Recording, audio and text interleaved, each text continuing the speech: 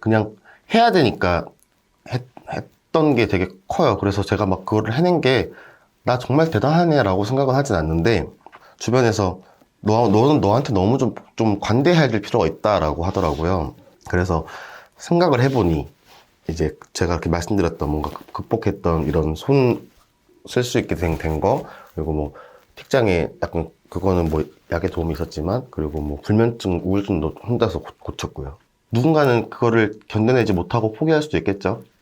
근데 굉장히 저는 운이 좋은 사람이라고 생각해요. 그런 거를 다 해결할 수 있고 뭔가 극복할 수 있게끔 주변에서 많이 힘도 줬고, 저는 그냥 운이 좋은 사람이었다고 생각해요.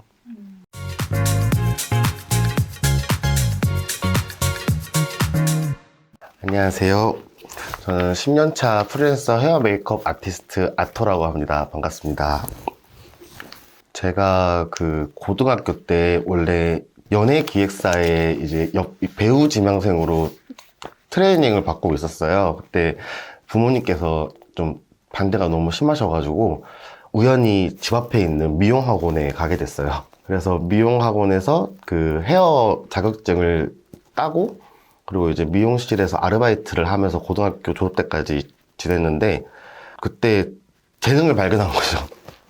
너무 재밌고 되게 제가 하는 게 다 좀 잘 된다고 해야 되나요? 그래서 너무 재밌게 하게 돼서 이제 이게 내 길인가 보다. 그리고 제가 어릴 때부터 그림 그리는 거 좋아하고, 또 막 그 인형 같은 거 막 머리 따주고 그림 막 사인펜으로 이렇게 막 눈에 색깔 칠하고 엄마 하는 거 보고 그거를 좀 했어가지고 가족들이 되게 좋아했었어요. 이게 네 길인 것 같다고 하면서. 그래서 이제 대학교를 미용과로 가게 돼서 이제 미용과에서 메이크업 전공으로 바꿔서 일을 하게 됐어요. 사실 저한테 가장 제일 큰 힘들었던 일은 제가 이 손 두 마디가 그 이제 유리파편에 이렇게 찍히는 사고가 있었는데, 이게 처음에는 그냥 약간 찢어진 건 줄 알고 병원에 이제 꿰매러 갔었어요. 근데 갔더니 이제 이거는 큰 수술이 필요하다고 해서 수술을 받았더니 안에가 다 신경하고 힘줄이 다 끊어져서, 그리고 이제 있는 수술을 했어요. 그리고 한 달 동안 입원을 하고 나왔는데 손이 이렇게 안 움직여졌어요. 이 두 손가락이. 근데 이게 오른손이니까 메이크업을 이렇게 뭔가 섬세하게 작업을 해야 되는데 손이 안 굽혀지니까 엄청 이렇게 떨더라고요. 그래서 자연스럽게 메이크업 일을 못하게 됐고, 병원에서 제대로 되진 않을 거라고 했어요. 지금도 보면은 여기는 이렇게 굽혀지는데 여기는 요거밖에 안 굽혀지거든요. 그래서 저는 이제 지방에서 올라와서 생활을 했기 때문에 생활을 하기 위해서 이제 그 당시에 처음에는 뭐 콜센터 아르바이트도 했었고, 그 이후에 지인의 좀 소개로 은행 경비를 또 했었어요.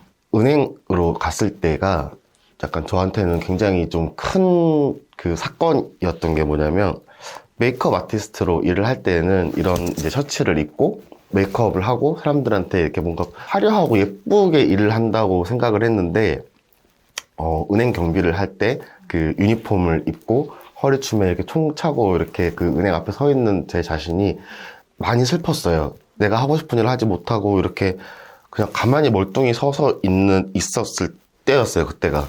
그 또 서 있으니까 생각도 되게 많아지고 자존감이 엄청 하락했어요. 그때 당시에 이제 일도 안 하고 좀 병원에 입원했을 때는 살도 엄청 쪄가지고, 그때 제가 그때 찍은 사진을 보면 셀카를 찍었는데도 얼굴 표정이 제가 아닌 것처럼 굉장히 우울하고 암울해 보여요. 그때가 가장 힘들었죠. 그 한 1년 반 정도 그 은행 경비 일을 했었는데 다시 내가 그렇게 될 수 있을까라는 생각을 매일매일 했던 것 같아요. 은행 경비 처음 시작하고 그때 자존감이 정말 바닥을 쳐 있을 때는 같은 몸무게인데도 불구하고 그 얼굴이 다른 사람 같아요. 처음에 은행 경비 시작했을 때와 거의 나갈 때쯤에 저의 모습은 다이어트를 하지 않았는데도 완전히 달라요. 이 사람은 제가 알고 있는 저의 모습이고, 이 사람은 다시 보고 싶지 않은 사람의 모습이었어요. 그때가 이제 사람들이 30살이 넘어갈 때쯤에 그 자기의 진로에 대해서 굉장히 많은 고민을 하잖아요. 서른이나 됐는데 이 하고 싶은 일은 못하고 여기에서 내가 언제까지 일을 해야 될까라는 그 고민에 엄청 좀 우울하게 그 한 1년 정도를 보냈던 것 같아요. 그 야간 경비를 이제 하면 평일에는 이제 평일 근무를 하고 저는 4일에 한 번씩 당직을 했어요. 그러면 이제 아침에 출근해서 일 근무를 하고 그리고 그 다음날 아침까지 다 당직 근무를 또 하는 시간이 있어요. 그러면 이제 각자 자기가 맡은 그런 구역에서 사실상 가만히 있는 거예요. 그러니까 뭐 거기서 일어나는 어떠한 일이 생겼을 때 보고를 하고 할 수 있게 이제 그 각자 맡은 구역에서 이렇게 그 경비를 하는 거죠. 근데 시간이 새벽 시간에는 거의 많은 일들이 일어나지 않기 때문에 굉장히 많은 시간이 있어요. 그때 어떤 분들은 뭐 영화를 보기도 하고 어떤 분들은 책을 읽기도 하고 하는데 이제 어느 날부터 그 좀 압박이 오더라고요. 아, 여기서 계속 일을 해야 되나. 그래서 이제 선을 그어 보니 삐뚤삐뚤하게 제대로 그려지지 않더라고요. 근데 메이크업을 하려면 아이라인을 그려야 되고 뭔가 섬세한 작업을 하게 되면 굉장히 손으로 섬세하게 일을 해야 되는데 그게 안 되니까 일단은 이거부터 내가 해결을 하자라는 생각으로 정말 그냥 그 이면지에다가 계속 선을 그었어요. 이게 될 때까지. 그래서 옛날에 어릴 때 이제 그 저 고향 친구 중에 미술을 한 친구가 있었는데 그 친구가 이렇게 선을 그을 때 숨을 참고 그으면 일자로 잘 그어진다라는 얘기가 생각이 나서 정말 다 해봤던 것 같아요. 그냥 그어보고 숨 참고 그어보고 다시 내려보고 올려보고 그런 것 같아요. 1년 가까이 했어요. 1년 좀 안 되게 그렇게 하고 나니까 어느 날 그려지더라고요. 딱 그었을 때 사실 그 기분이 아직까지 생각은 나는 것 같은데 뭐라 말로 표현이 안 되는 느낌이었어요. 그냥 좀 슬프기도 했고 기쁘기도 했고 다시 내가 내 일을 할 수 있다라는 그 희망? 많은 감정들이 좀 왔다 갔다 했던 것 같아요. 그리고 바로 일 관둔다고 얘기했어요. 메이크업 아티스트로 이제 다시 일을 넘어올 때쯤에 몸무게가 한 100kg 정도 이제 한 98kg, 105kg 막 왔다 갔다 했어요. 근데 이제 이 메이크업 아티스트라는 일은 사람들한테 어떻게 보면 제가 나서서 예쁘게 만들어줘야 되는 사람인데 제가 제 모습이 관리되지 않은 상태로 가면 신뢰감이 떨어질 것 같았어요. 그리고 뭐 약간 옆에서 주변에서 이제 살 좀 뺐으면 좋겠다라고 이제 얘기를 해서 그래 그러면 빼야지 하고 정말 딱 2달 정도 만에 79kg까지 감량을 했어요. 20kg 정도 감량을 했죠. 그 이후로는 이제 계속 유지를 하고 있는 중인 거고. 한 2년 정도 유지를 했고, 지금은 조금 찌긴 했어요. 근데 운동을 계속 하고 있어서 다시 또 복귀를 할 수 있습니다. 그때 그 여대 앞에 있는 스튜디오에서 2달 동안 일했었어요. 취업사진 찍으려고 오셔가지고 이렇게 승무원 머리 하고 화장 바닥 이렇게 사진 찍을 때 내가 거기에서 이제 하루에 열 몇 명씩 해드리면서 좀 그 손에 감을 다시 익혔던 시간인 것 같아요. 그 2달, 3달 정도.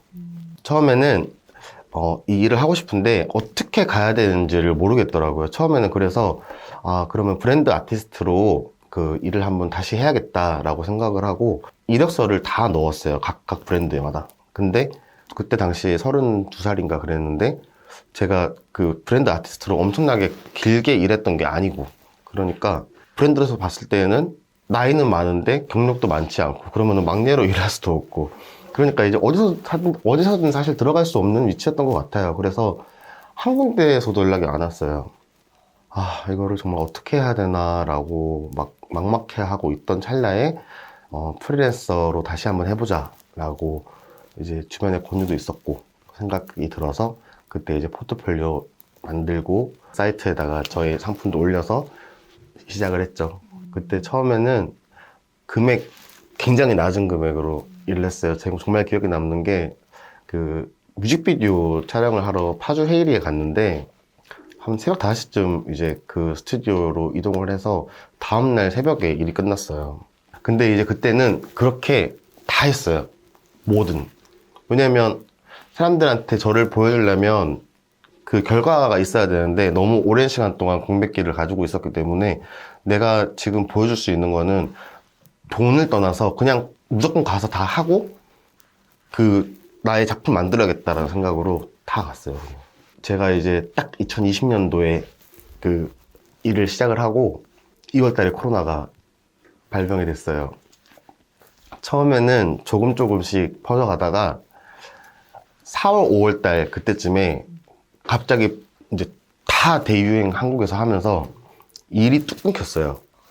그때 1, 2, 3월 달은 일이 굉장히 잘 돼서 막, 아, 나 이제 돈 좀 많이 번다. 막, 나 잘 되고 있네? 라고 생각을 했는데 4, 5, 6월 달을 완전히 못 벌었어요.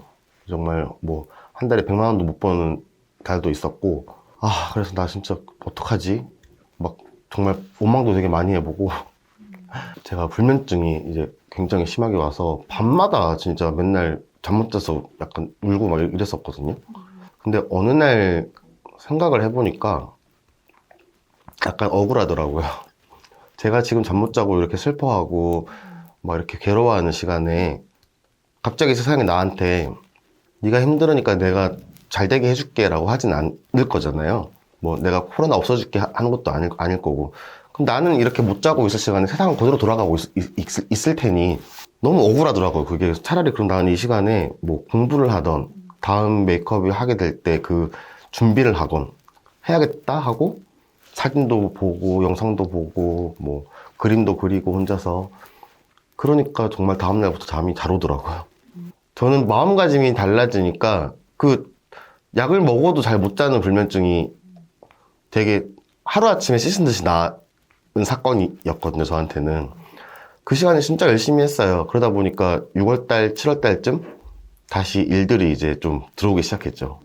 두 번의 경험이 있었는데, 첫 번째는 제가 이제 샵 경험이 오래 없다 보니까 웨딩을 혼주 헤어 메이크업은 굉장히 많이 했지만 신부 화장을 그렇게 신부 메이크업을 엄청나게 많이 하지 않았기 때문에 자신감이 별로 없었어요. 그래서 그런 의뢰가 들어왔을 때 죄송합니다만 너무 아름답고 완벽해야 되는 날에 제가 큰 도움을 드리지 못할 것 같아서 다른 이렇게 전문 샵에 가시는 거를 추천드립니다. 저는 실력이 거기까지는 아닌 것 같아서 좀 너그럽게 이해해 주시기 바랍니다. 라고 이렇게 말씀을 드리는데, 이제, 신혼부부께서 되게 정중하게 부탁을 하셨어요. 저희 작품도 받고, 너무 마음에 들고, 꼭 저희와 함께 해줬으면 좋겠다라고 하셔서 굉장히 좀 고민을 많이 했지만, 알겠습니다. 라고 이제 승낙을 하고, 왜냐면 저 너무 감사하잖아요. 제 거를 보고 또 하자고 하시니까. 그래서 갔어요. 갔는데, 사실 웨딩이라는 게 굉장히 예민할 수 있는 부분이잖아요. 인생에 하루밖에 없는 되게 아름답고 완벽해야 되는 날인데 제가 좀 실수할까 싶어서 긴장도 되게 많이 하고 갔는데 두 분께서 저래서 결혼을 하나 싶을 정도로 너무 아름다웠었어요. 메이크업을 해드리는데도 이제 신랑분께서 앞에 앉으셔가지고 막 신부님 너무 재밌게 막 장난쳐주시고 막 우리 와이프 너무 예쁘네라고 하면서 막 해주시는 걸 보고 그날을 아직까지 또 한 번씩 얘기하는 그 날인 것 같아요. 너무 제가 되게 행복했어요. 끝나고 나오면서 너무 저희 행복한 날에 함께 해줘서 감사합니다라고 이렇게 인사해 주시는데 약간 울컥했었어요. 저는 결혼을 별로 좋아하지 않는 입장이라 그거 하고 한 번은 유튜브 채널 중에 6.25 참전용사 분들을 이렇게 모셔서 헤어 메이크업도 해드리고 의상도 맞춰 입게 해주셔가지고 사진까지 찍어주는 그런 이제 걸 했었는데 제가 거기서 이제 메이크업 담당을 했죠. 그래서 총 3분이 오셨어요. 강호장교 당시에 6.25 당시에 강호장교님하고 이렇게 남성분 2분이 오셔가지고 메이크업을 해드렸는데 그때 당시에 이제 인터뷰 같은 거 들어보니까 6.25 참전용사 분들이시고 국가유공자 분들이신데 너무 대우가 나라에서 좋지 않은 상태더라고요. 그래서 그분들께 메이크업을 해드리는데 다 저희 할머니의 세대라서 저는 할머니께서 저를 키워주셨거든요. 그래서 이렇게 메이크업 받고 막 환하게 웃으시고 서로 오늘 집 못 들어가겠네, 집에서 못 알아보겠네, 막 하시면서 서로 기뻐하시는 모습을 보는데 너무 좀 감동을 많이 받았던 것 같아요. 왜냐면은 저희 할머니 돌아가서 안 계시거든요. 근데 좀 저희 할머니한테 해드리는다는 생각도 들었고 되게 감동적이었던 일이었어요.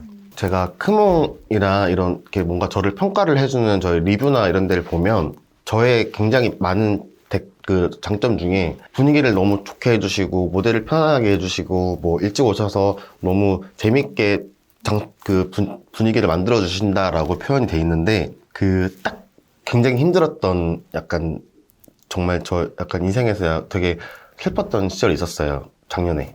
그때 제가 처음으로 현장에서 태도가 안 좋아서 일을 같이 못하겠다라고 해서 다음 촬영에 이렇게 배제가 된 적이 있어요.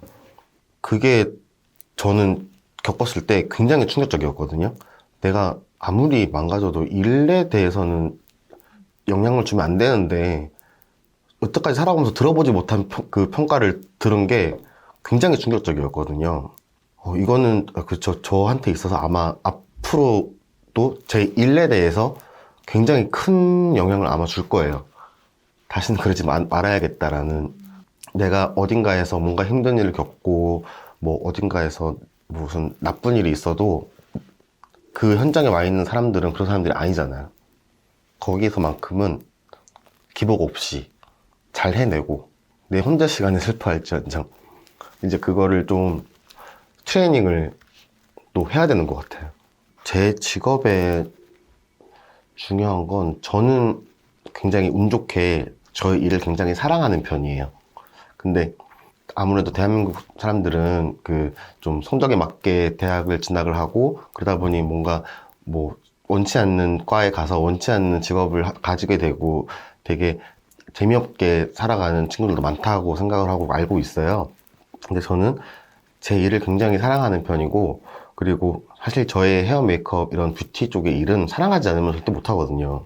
그래서 저는 아무래도 중간에 이러한 좀 아픔이 있었고, 그리고 다시는 이 일을 못 할 줄 알았는데 하게 되고 어떻게든 자리를 잡았잖아요. 그래서 사람들한테 사랑하는 일을 하는 사람, 열정을 가진 사람, 좀 그런 모습을 많이 보여주고 싶어요. 사실 이게 뭔가 그런 기회로 인해서 이런 인터뷰도 하게 되고 어떻게 보면 그게 저한테는 저의 캐릭터가 될 수 있다고 생각하거든요. 그러면은 저의 이런 모습과 저의 그런 발전된 모습들이 남들로 봤을 때, 그리고 같은 메이크업 아티스트를 꿈꾸는 사람들이나 그리고 다양한 경험에서 뭔가 어려움을 가진 사람들이 나도 어떻게든 하려면 할 수 있겠다라는 그런 꿈을 좀 가질 수 있게 만들어주는 사람이고 싶어요. 제가 사실 굉장히 대단한 사람이라고 생각하진 않아요. 그냥 해야 되니까 했던 게 되게 커요. 그래서 제가 막 그거를 해낸 게 나 정말 대단하네 라고 생각은 하진 않는데, 주변에서 너는 너한테 너무 좀 관대해야 될 필요가 있다라고 하더라고요. 그래서 생각을 해보니 이제 제가 이렇게 말씀드렸던 뭔가 극복했던 이런 쓸 수 있게 된 거, 그리고 뭐 틱장에 약간 그거는 뭐 약의 도움이 있었지만, 그리고 뭐 불면증, 우울증도 혼자서 고쳤고요. 그리고 다이어트도 사실 두 달 만에 20kg 빼고 뭐 난독증도 고쳐서 이제는 책을 한 권을 똑바로 읽을 수 있는 상태가 됐다라는 거는 다 지나고 나서 그거를 단체 여러 개를 모아서 보니 나도 정말 큰일을 했다라고 좀 자부하게 되더라고요. 제가 사실 도피한 거죠. 그거를 그때그때 다 해결하면서 살아왔어야 되는데 다 도피를 하다 보니 어느 날 큰 사건이 터졌을 때 그 모든 게 다 같이 온 거예요. 누군가는 그거를 견뎌내지 못하고 포기할 수도 있겠죠. 근데 굉장히 저는 운이 좋은 사람이라고 생각해요. 그런 거를 다 해결할 수 있고 뭔가 극복할 수 있게끔 주변에서 많이 힘도 줬고, 저는 그냥 운이 좋은 사람이었다고 생각해요.